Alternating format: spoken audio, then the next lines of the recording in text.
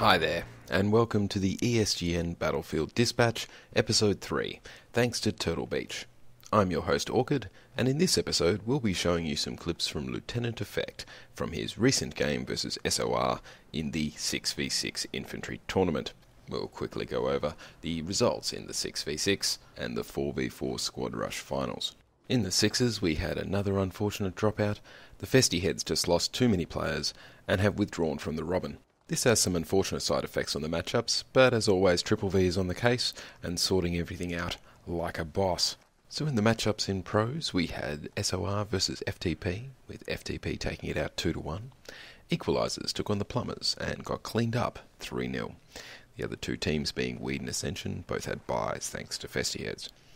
In the intermediates we had Winter is Coming versus the People's Republic of ESGN. ESGN took that 2-1. DCM defeated To The Death 3-0, and Team Beer took on the DCM Muppets, with Beer sculling back a well-fought 2-1 win. In the 4v4 finals, we've had Sweat withdraw, leaving Uprising to move through to the preliminary finals versus EXPR, and Elite Squad Rush Corps took on Ascension, taking them out and moving on to their prelims versus Fatal Error. Some great and close games this round in both comps, and best of luck to all teams in their next round's matchups.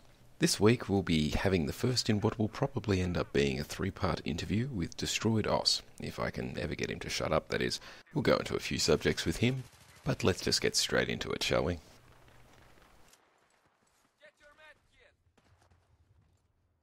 Well, with us tonight is Destroyed Aus from the Trolls for Lols team, and we're going to have a bit of a chat with him about various bits and pieces. How you going, Destro? Good, man.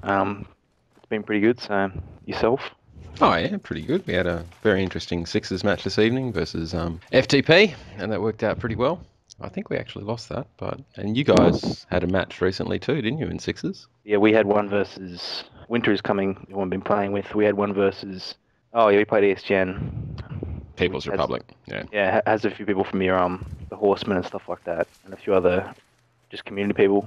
Cool. And yeah, we went we won Bazaar, and then fairly convincingly, and then the next map was 3-flag Karkand, and we won the first round and then just let them get through the second round, and then on Markath we pulled it back to a 65 win in the first round, and then just got out strategized in the second round, and then so yeah, we lost 2-1. Yeah, we had a similar effect. I think we lost in the end by 5 tickets on one map. It was we thought we'd won.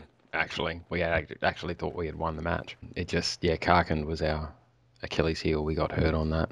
We thought we'd do pretty well at that, but we ended up getting hurt enough to actually make it not work for us, sort of thing. But, it was a great game, really enjoyable game. And Sixers has been really interesting to see how people are playing out different strategies, whether they run with flankers on Bazaar or whether they just try and concentrate on B and move out as they're required, sort of thing. I think I spent 5 minutes on Rubble Road just looking down sights and killing one guy and then just sitting there the whole time. I'll actually have a look at the footage later and see if it's worth actually putting up, because it'll be hilarious. Just one kill in slow motion and then 5 minutes of nothing. Yeah, I've sort of been I don't know, we have a pretty big map pool, and it's sort of hard to tell what maps are really ideal. In the end, it's more like we're just doing as many as we think could work. With maps like Bazaar, I think Bazaar is, and maps of that nature, especially 3-flag, because 3-flag always promotes a bleed on one side or the other. Yeah. I like Bazaar because it's really the pinnacle for 6v6. I could probably use for 8v8 as well and stuff like that, because it really allows flanking and just positional play really well. We played the People's Republic on there, and on the first round we went really well and we got position, but they pulled it back a lot more on the second round because they just had they were just covering some of the locker flanks, fucking Metro.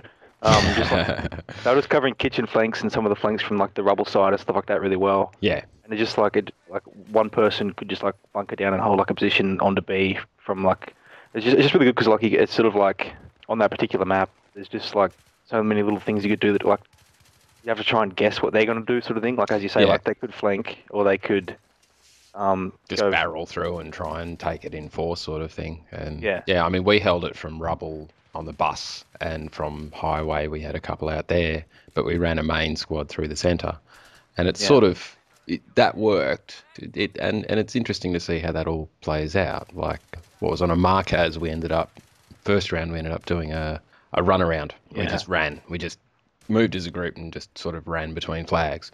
And that didn't work as well as it should have.